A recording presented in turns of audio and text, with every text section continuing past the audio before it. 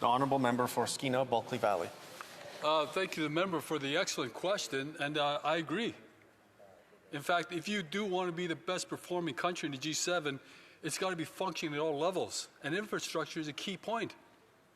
You can't be a best performing country if you don't take the people along with you, and that includes economy, social issues, and health. I totally agree with the member. Thank you. Questions and comments. The Honourable Member for Caribou, Prince George. Thank you, Mr. Speaker. Thank you to our honourable colleague for the wisdom that he shares all the time. I've known him for a long time. He's a leader within our region, he's a leader within our province, and he's a leader in our country, and I deeply respect his comments. Mr. Speaker, through you, I want to ask our honourable colleague, because our ridings are neighbouring, and so we face many of the same problems. Just last night, I received word that another mill closure in my riding, 165 jobs in a small community in my riding. That's 165 families that are facing uncertainty.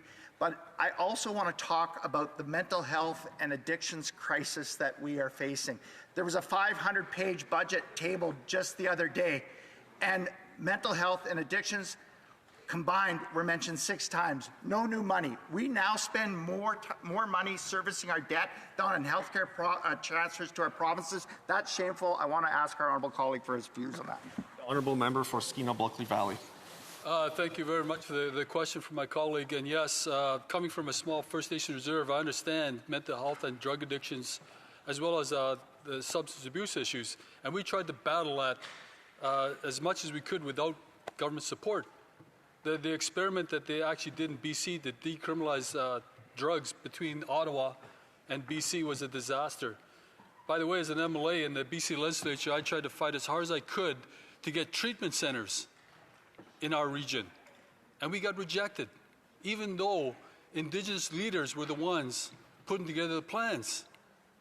We've got a huge problem across Canada, and it's a shame that the Canadian Liberal government doesn't recognize this and try to address it head on. Questions and comments. The Honourable Member for Corky Alberni.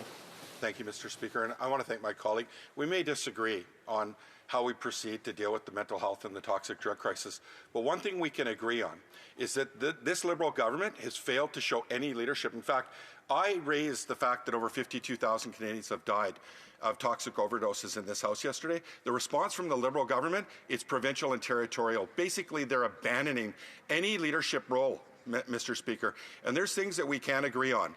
But maybe through you, Mr. Speaker, to my colleague, does he agree with me that the federal government absolutely has a role and responsibility when it comes to the mental health and the toxic drug crisis in this country? The Honourable Member for Skeena, Bulkley Valley, in about 20 or 25 seconds or less. I totally agree with my colleague that Ottawa does have a role to play. In fact, if that wasn't the case, why did they impose this drug experiment in BC?